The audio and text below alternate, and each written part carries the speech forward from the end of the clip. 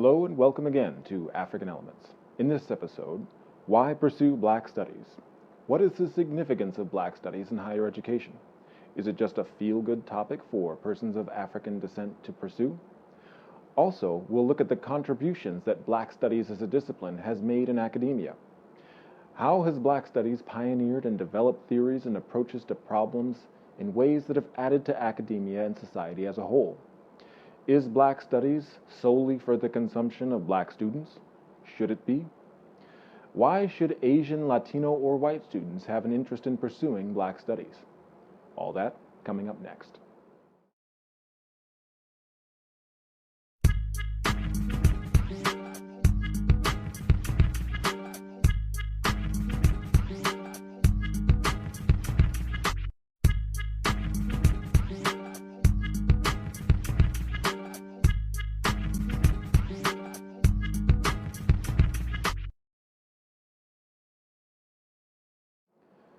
As we saw in Episode 1, The Origin of Black Studies came about largely as a result of centuries of struggle to overcome systematic institutionalized oppression. To this day, Black Studies remains closely aligned with social protest, student activism, and social justice. In this program, when I use the term social justice, I'm defining it as equal distribution of advantages and disadvantages within society. That does not necessarily mean that everybody has to have the same material stuff. What it does mean is that if one does happen to be poor, that should not mean being left behind during a natural disaster, such as the one that took place in New Orleans during Hurricane Katrina in 2005. It means that if one does happen to be poor, that shouldn't mean having one's life cut short by preventable diseases. Social justice means applying the same standard of justice to the rich and the poor, as opposed to a justice system in which wealthy people who happen to be caught abusing illegal drugs are sent to rehab, while poor people are sent to prison for the same offense. Social justice means that being poor, being vulnerable, being a racial or ethnic or sexual minority will not have any bearing on your fundamental right to exist. As Cornel West, professor of African American and Religious Studies at Princeton University, explains, social justice means putting poor and vulnerable people at the center of how we view the world. Do you share Carl Dick's criticism of President Obama's Father's Day speeches? Yeah, absolutely. Absolutely. I think that it's quite telling that he would give personal responsibility speeches to black people, but not a lot of personal responsibility speeches to Wall Street in terms of execution. When you actually look at the degree to which issues of accountability for poor people, but where's the accountability when you're bailing out these Wall Street elites $700 billion? That's socialism for the rich. That's your policy. Don't then go to these folk who are locked into dilapidated housing, decrepit school systems, many on their way to a prison industrial complex, and talk about their fathers didn't come through. And we know the fathers got problems. We understand that. But there's structural institutional challenges that he's not hitting head on. And I should say this, too, I think, in terms of style, that the Obama administration is obsessed with the wrong Lincoln. They're obsessed with the Lincoln who they think moved to the right and is trying to create bipartisan consensus with conservatives. Whereas we know there's no Lincoln without Frederick Douglass, there's no Lincoln without Harriet Beecher Stowe, there's no Lincoln without Wendell Phillips or Charles Sumner. That was a social movement. And if he doesn't understand the greatness of Lincoln was the responding to the social movements of working people and poor people, he's going to end up with a failed presidency with a lot of symbolic gestures, but on the ground, everyday people, the old Sly Stone called everyday people, suffering still. Most importantly, at this moment, we come together and say, put poor and working people at the center of the way you look at the world, not just in terms of the United States, but in terms of the American empire's impact on those Franz Fanon called the wretched of the earth. So how are you going to be the Frederick Douglass? Well, by working with a variety of others, revolutionary communists to socialists to progressive liberals to prophetic Judaic, prophetic Christian, prophetic Hindus and others to constitute some motion, raising voices, lifting the voices, which is the anthem of black people, and then to create ways of organizing and mobilizing so that the Obama administration does not remain mesmerized by the Wall Street elites and seduced by neoliberal Have you been policy. talking to President Obama? No, not at all. Have you met no, him? No. Oh, I met him initially in order to join the campaign. Oh, absolutely. And now, indeed. since we he's met become for 4 president? hours. Oh, no. I think he holds me at arm's length, and for good reason.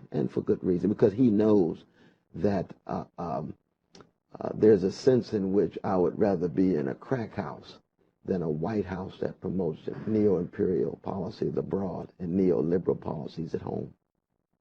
Why a crack house?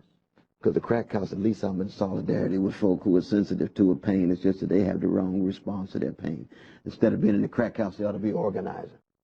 But they're dealing with their suffering. They're just dealing with it in the wrong way. The White House escaping from the suffering, and that's why I keep my distance. I'm not against people who work inside the White House. It's just not my calling. That's not what I'm here for. You can say waterboarding is torture. Wow, that's a big breakthrough. What you gonna do about it? It's a crime against humanity. Are you going to enforce it? Well, we're not thinking about that. Well, that's the challenge.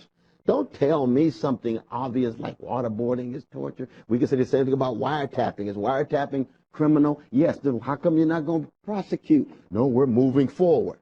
Oh, really? You don't do that for Jamal on the corner when he gets caught with crack. You send him to jail. Rule of law, is it going to be equal for the well-to-do and the poor? Oh, that's where the challenge is. You see. That's where we need to mobilize multi-party, multi-tendency, multi-organizational alliance. And it's going to take a while because the euphoria around the Obama administration is just beginning to wane. And the euphoria is understandable, as we noted before. Black men in the White House is still a breakthrough, but it's a small, small B. We're looking for the breakthrough for working people.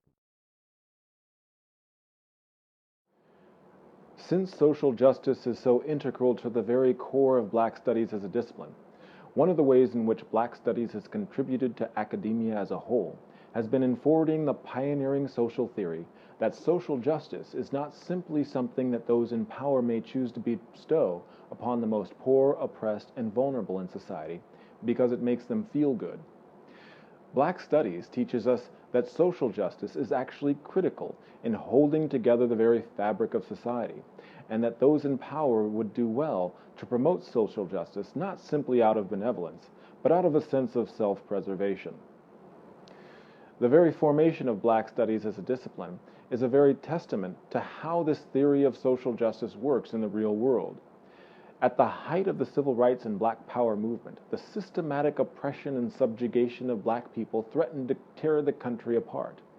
In response, the National Advisory Commission on Civil Disorders, more commonly known as the Kerner Commission, was convened by President Lyndon B. Johnson on July 28, 1967. In the wake of a series of urban rebellions that took place in the Los Angeles community of Watts and Chicago in 1965, as well as Newark and Detroit in 1967. Framed as a national security issue, President Johnson commissioned the body to seek answers as to what exactly took place in those uprisings, why they took place, and what can be done to prevent future uprisings.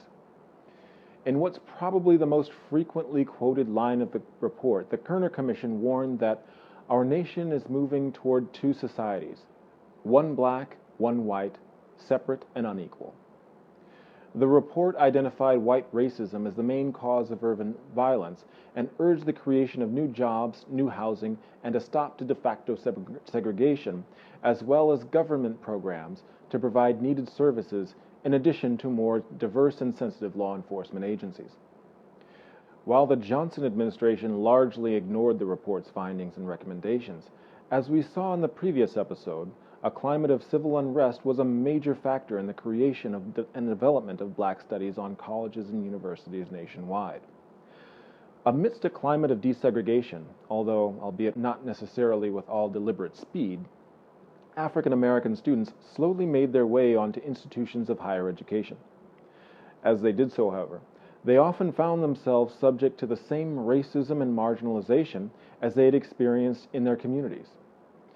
They found that their histories and their experiences were largely not reflected in the curriculum, their food could not be found in the cafeteria, and their presence could not be found in school governance and leadership.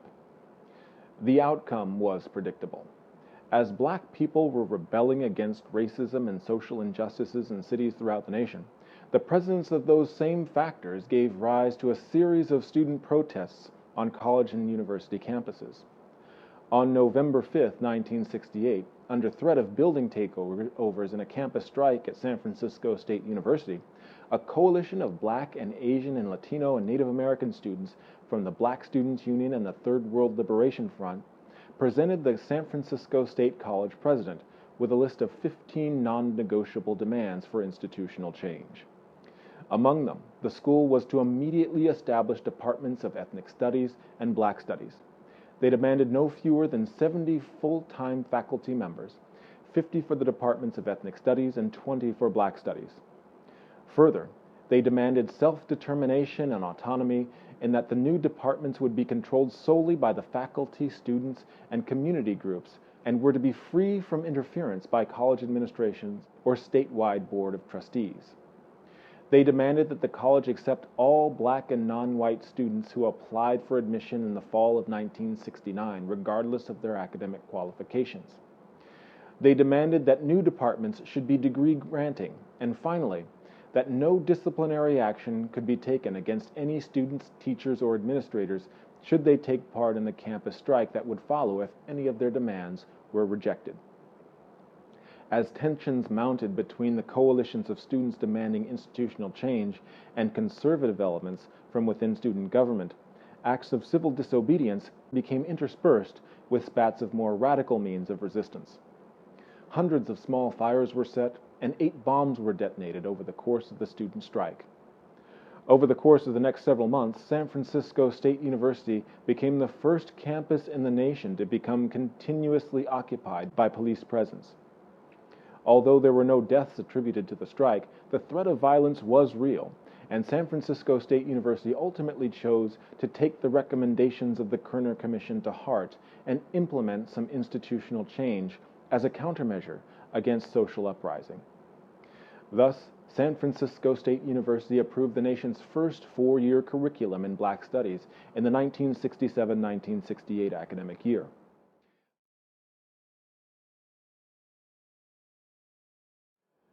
The student revolts that gave rise to Black Studies happened alongside similar uprisings in the Asian and Chicano-Latino student communities, and oftentimes they took place as part of a united front.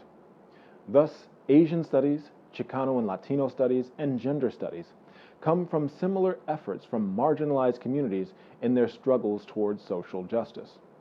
For that reason, Black studies theories and methodologies have much to offer their sister disciplines.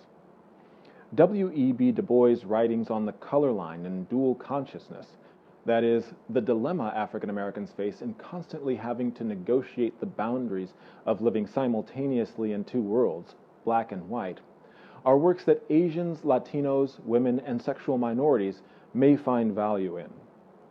The African American experience in terms of citizenship in the United States, granted by the 14th Amendment to the Constitution, is an experience that the immigrant community may also find value in, especially in light of the current backlash on the immigrant community in Arizona, in which citizens and non-citizens alike who come from immigrant backgrounds are faced with a whittling away of their civil rights.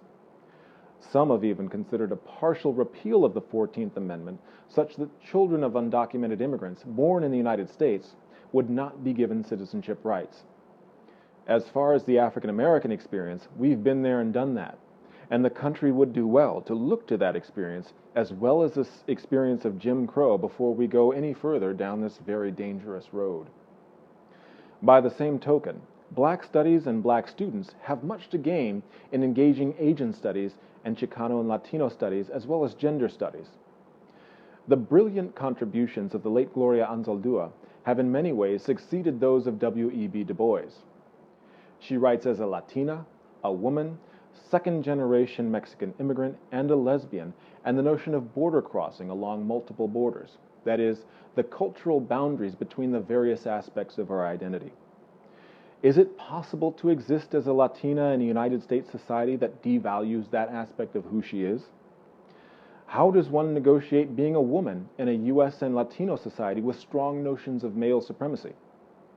How is it possible to exist as a lesbian within the context that looks upon homosexuality with disdain? These are the questions Gloria Anzaldúa deals with that bring dual consciousness to a whole new level, a level of multiple consciousness. I believe Black Studies would do well to add some of those theories and perspectives into a discipline that encompasses people of multiple identities, especially when Black people of diverse backgrounds are often in such close contact. Why is it that when you visit the cafeteria on your campus, you often see African Americans and Africans, immigrants from Africa, sitting at different tables? What about Blacks from the Caribbean? Are they just as Black folks from Mississippi? What about Black folks who happen to be gay or lesbian? Are they just as Black as heterosexual Black folk? The social critique of Gloria Anzaldúa may be helpful in helping students of Black Studies wrestle with those questions. Finally, what about white students? What do they have to gain from Black Studies? What is it like to experience the United States as a person of African descent, and what insights can a person gain by looking to that experience? Again, Cornel West shares his insights at an event that I hosted at Sonoma State University. A warning to viewers, this excerpt does contain language that some consider to be offensive, but Dr. West uses this language to make a very eloquent point.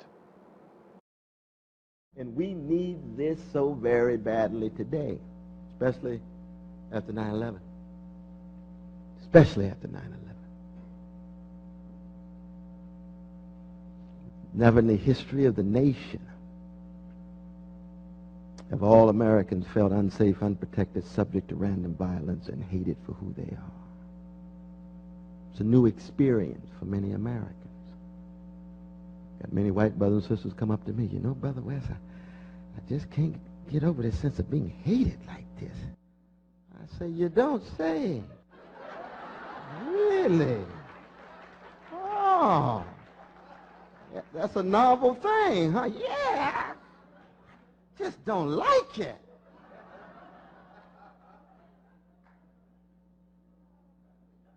I say, my dear brother, to be a nigger in America for 400 years, to be unsafe, unprotected, subject to random violence, and hated for who you are. So we've got some experience that might be useful. Got some experience that might provide some insight for the nation itself to accent the best of its past and its present. Now that the whole nation in that particular sense has become niggerized, what kind of resources are available for that nation? Will they remain Socratic, self-critical, or will they become self-righteous? Will they remain prophetic, or will they become revengeful? Let's look at certain moments in black history when black folk had to respond to vicious forms of niggerization called terrorism. What did Emmett Till's mother say when she stepped to the lectern when her baby, Emmett, shot down by murdered by American terrorists, Mississippi, August 1955? You all know who Emmett Till was?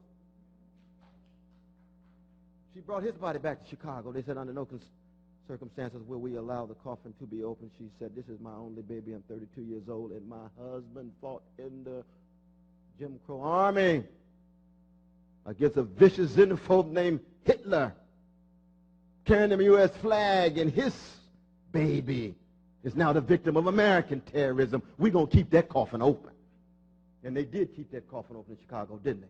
And 50,000 fellow citizens of all colors, the first major civil rights demonstration 3 months before a black sister named Rosa Parks sat down in order to stand up for justice in December 1955. That's Chicago.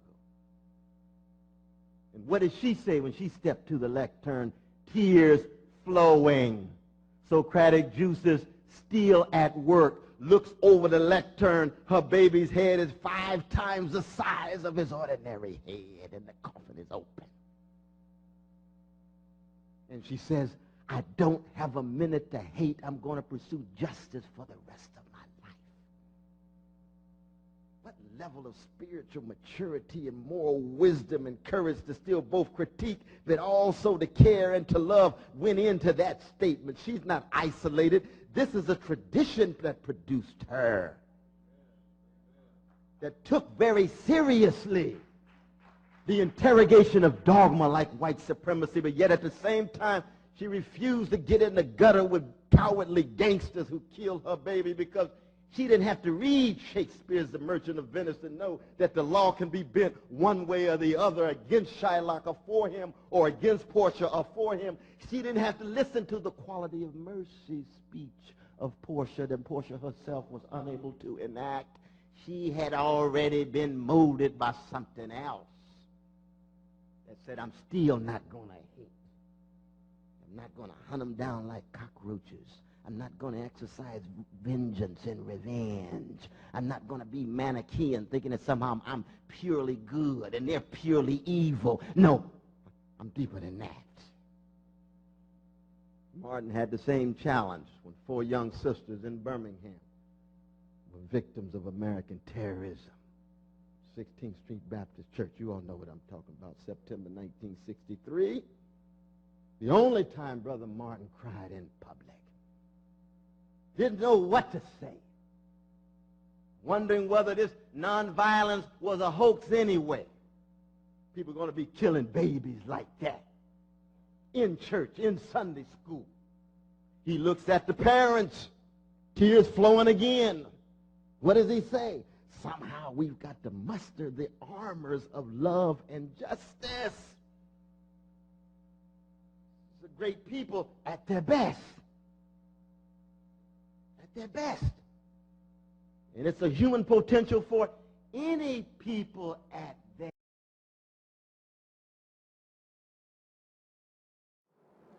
As Cornel West is fond of saying, there's much that society at large can gain from the experience of a blues people, a people whose unique experience provides fresh new perspectives and insights. That does it for this episode. Join me next time for a look into the African past. We explore the rise and fall of powerful and wealthy West African kingdoms, as well as the fateful path that they took that ultimately led to the Atlantic slave trade, the trafficking of millions of human beings from West Africa to the Americas.